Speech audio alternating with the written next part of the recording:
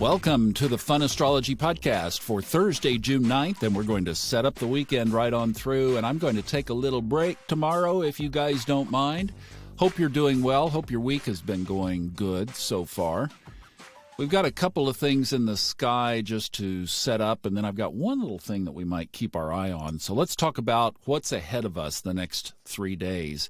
And really, from a very macro perspective, I've been thinking about this a lot the first couple of days of this week, first 3 days of this week, and into today. And I just, this is the first week after Saturn went retrograde.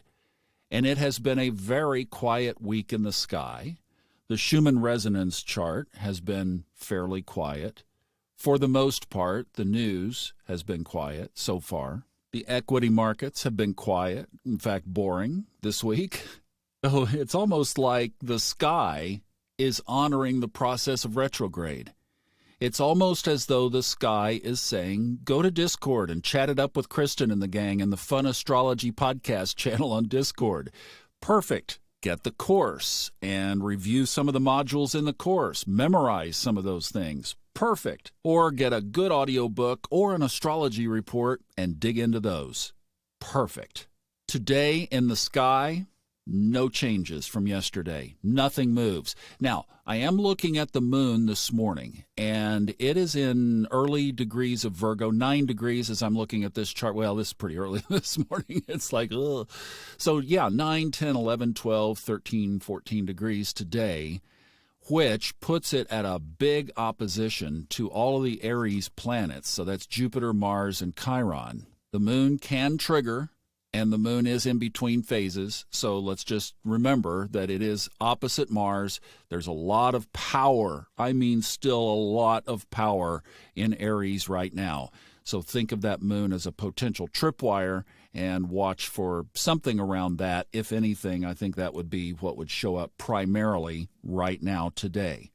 Tomorrow on the 10th, the moon enters Scorpio at 4:40 p.m. So see, we've got all today and then most of tomorrow. If you like to follow Voids of Course, starts at 1:30 tomorrow.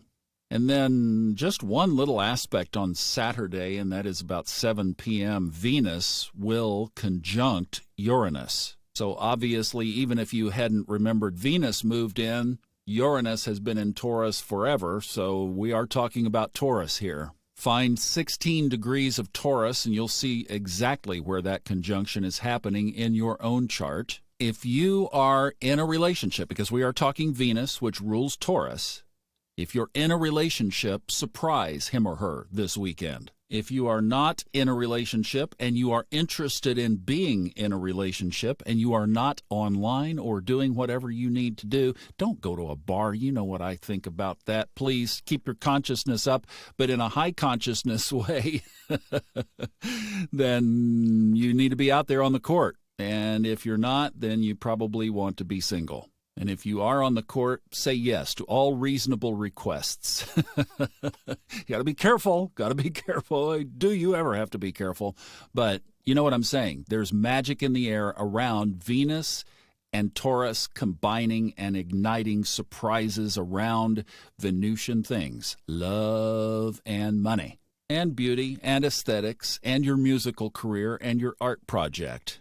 Now, we do have a Scorpio moon for the weekend, so once it moves in tomorrow, we've got it all the way until Sunday night, 6:30 p.m., it moves into Sagittarius. Would love to invite you to our Healing Convergence. It's on the Facebook group, Fun Astrology and Subconscious Mind Mastery podcast listeners on Facebook, and then also it's on the YouTube channel of the Fun Astrology Podcast, live 8 p.m. Eastern. If you can join us, we'd love to have you there.